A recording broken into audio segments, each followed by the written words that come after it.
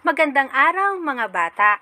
Ang ating asignatura sa araw na ito ay edukasyon sa pagpapakatao.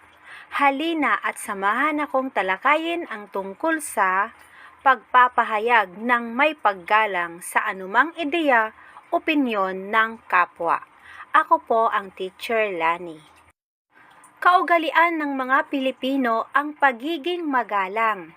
Kung kaya't binabati kita sapagkat napalalim mo pa ang katangiang ito dahil natutuhan mo sa naunang aralin ang pagpapakita ng paggalang sa mga katutubo at dayuhan. Ang bawat isa sa atin ay pinagkalooban ng may kapal, ng isip at kalayaan, upang malaya tayong makapagbigay ng kuro-kuro o opinyon. Sa madaling salita, tayo ay malayang